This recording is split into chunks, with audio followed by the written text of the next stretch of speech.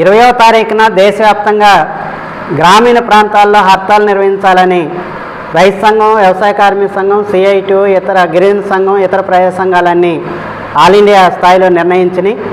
ఈరోజు మోడీ మూడోసారి అధికారంలోకి వచ్చిన తర్వాత పెద్ద ఎత్తున ప్రజల మీద భారాలు మోపేటటువంటి ప్రయత్నం చేస్తున్నారు.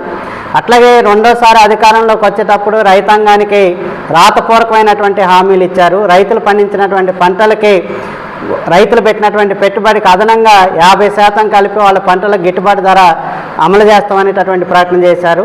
స్వామినాథన్ చూపించినటువంటి అన్ని సిఫార్సులను అమలు చేయడానికి మేము సిద్ధమనేటటువంటి ప్రకటన ప్రభుత్వం వైపు నుంచి చేశారు. అధికారంలోకి వచ్చిన తర్వాత మొత్తం రైతాంగానికి ఇచ్చినటువంటి హామీలు అమలు చేయకుండా దొడ్డిదారిన నల్ల చట్టాలను అమలు చేయాలనేటటువంటి ప్రయత్నం చేస్తున్నారు. దేశవ్యాప్తంగా విద్యుత్ సంస్కరణ చట్టాన్ని అమలు చేసి మొత్తం రైతాంగం వాడేటటువంటి వ్యవసాయానికి వాడేటటువంటి బోర్డులకు మీటర్లు పెట్టి బిల్లులు వసూలు చేయాలనేటటువంటి ఆలోచన చేస్తున్నారు. అట్లాగే మార్కెటింగ్ సవరణ చట్టాన్ని తీసుకొచ్చి దొడ్డిదారిన మొత్తం ప్రైవేట్ కార్పొరేట్ సంస్థలకి మార్కెట్ను అప్పచెప్పాలనేటటువంటి ఆలోచన చేస్తున్నారు. ఈ విధానాలని తక్షణం వెనక్కి తీసుకోవాలని మేమందరం డిమాండ్ చేస్తున్నాం. అట్లాగే దేశవ్యాప్తంగా పోరాడి సాధించుకున్నటువంటి కార్మిక చట్టాలను మొత్తం రద్దు చేసి 4 కోళ్లుగా మార్పు చేసి అమలు చేయాలనేటటువంటి ఆలోచన చేస్తున్నారు. ఈ 4 కోళ్లలో అత్యంత ప్రమాదకరమైంది 8 గంటల పనిదినం ఉండాలని దేశవ్యాప్తంగా ప్రపంచవ్యాప్తంగా కొట్లాడినటువంటి కార్మిక వర్గం యొక్క పనిదినాన్ని మొత్తం నిర్మూలన చేసి 50 గంటల నుంచి 90 గంటల వరకు పనిచేయాలనేటటువంటి పద్ధతిలో ఈ దేశంలో ఉన్నటువంటి బడా కార్పొరేటు కంపెనీలకు లాభం జరిగేటట్లుగా కార్మిక కోళ్లలో మార్పు తీసుకొచ్చారు. రానున్న కాలంలో సంఘం పెట్టుకోవడం కానీ, సమ్మె చేయడం కానీ, లేకపోతే వాళ్ళ హక్కుల కోసం పోరాడేటటువంటి పద్ధతి కానీ లేకుండా నిర్మూలన చేయాలనేటటువంటి ఆలోచన ఢిల్లీలో ఉన్నటువంటి మోడీ ప్రభుత్వం చేస్తుంది. అట్లాగే గ్రామీణ ప్రాంతంలో ఉన్నటువంటి పేదలకి గ్రామీణ ఉపాధి హామీ చట్టం ఒక వరంగా ఉంది. దీన్ని మోడీ వచ్చిన తర్వాత గ్రామీణ ప్రాంతంలో ఉన్నటువంటి భూస్వాములు, పెట్టుబడిదారులు, ఇతర వాళ్ళ ఒత్తిడికి లొంగి దీన్ని పూర్తిగా ఎత్తేయాలనేటటువంటి ఆలోచన చేస్తున్నారు.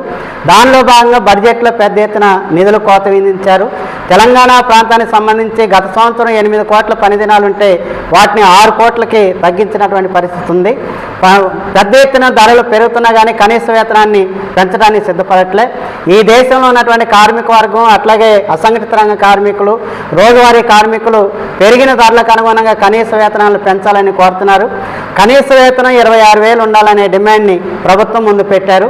కానీ దీన్ని ఎక్కడా పరిగణలో తీసుకోవడానికి ప్రభుత్వం సిద్ధపడట్లేదు. పెరిగిన ధరలకు అనుగుణంగా ఈరోజు దేశంలో ఉన్నటువంటి వామపక్ష ప్రభుత్వంగా ఉన్నటువంటి కేరళ ప్రభుత్వం రోజు కూలీ 800 ఇస్తుంటే ఢిల్లీలో ఉన్నటువంటి మోడీ ప్రభుత్వం 178 రూపాయలుగా రోజు కూలీ నిర్ణయించడం ఆందోళన కలిగించేటటువంటి అంశం. తక్షణం దేశవ్యాప్తంగా ఉన్నటువంటి కనీస వేతనాల జీవోలను సవరించాలి. పెరిగిన ధరలకు అనుగుణంగా వీటిని సవరణ చేసి కనీస వేతనాలను పెంచాలనేటటువంటి డిమాండ్ చేస్తున్నాం. అట్లాగే దేశవ్యాప్తంగా ఆహార భద్రత సంక్షోభం నెలకొంది. రైతులు పండించినటువంటి పంటల్ని కొనకుండా దేశవ్యాప్తంగా ఉన్నటువంటి పీడిఎస్ ద్వారా పేదవాళ్ళకు అందించేటటువంటి ఆహార వస్తువుల పంపిణీ ఏదైతే ఉందో అది అమలు కావడానికి అవకాశం లేదు. పూర్తిగా ప్రజా పంపిణీ వ్యవస్థని నీరుగార్చేటటువంటి ప్రయత్నం చేశారు. గతంలో 14 రకాల నిత్యావసర సరుకులు ఇస్తే ఇప్పుడు కేవలం 6 కేజీల బియ్యం ఇచ్చి చేతులు దులుపుకోవాలనేటటువంటి ఆలోచన చేస్తున్నారు. నగదు బదిలీ రూపంలో దీన్ని మార్పు చేయాలనేటటువంటి ఆలోచన చేస్తున్నారు. తక్షణం ఈ నిర్ణయాన్ని వెనక్కి తీసుకోవాలి. కేరళలో ఉన్నటువంటి వామపక్ష ప్రభుత్వం 14 రకాల నిత్యావసర సరుకులు ప్రజా పంపిణీ వ్యవస్థ ద్వారా ఎట్లయితే అందిస్తున్నారో ఈ దేశంలో తెల్ల రేషన్ కార్డులు కలిగినటువంటి వాళ్ళందరికీ 14 రకాల నిత్యావసర సరుకులు అందించాలనేది మేము కోరుతున్నాం.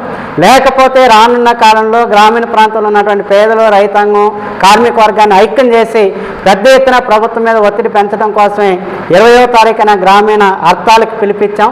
దీనిలో కార్మికులు, రైతులు, ఇతర పేదలు పాల్గొని జయప్రదం చేయాలని విజ్ఞప్తి చేస్తున్నాం.